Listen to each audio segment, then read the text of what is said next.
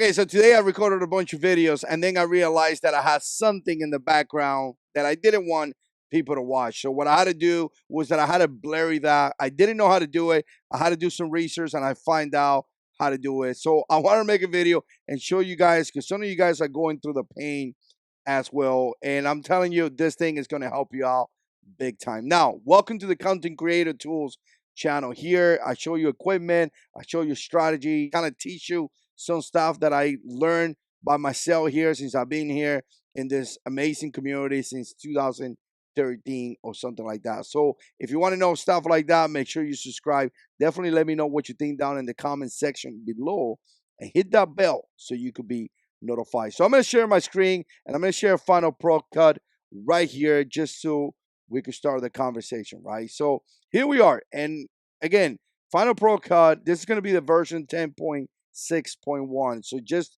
to make sure you guys are in the same version. And I recorded a video right here holding a flashlight. And I kind of going to show you how to blur that out. Now, obviously, you're going to have to find that spot wherever you have that issue that you need to blur out, right? So once you find it, you're going to come right here to the effects. And my mouse is being a pain, but I do have a new one coming up. So again, it's going to be right here, all the way to the right there in the middle. You see the tab right there and clicking right there for you guys to see, right? So again, once you find that effect, go to blur and you see the blur here on the left. It's kind of highlighted.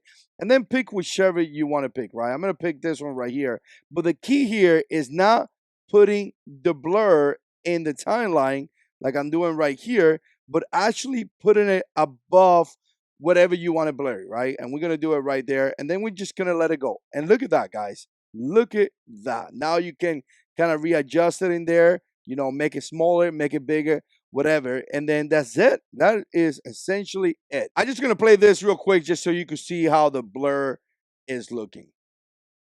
You see it right there?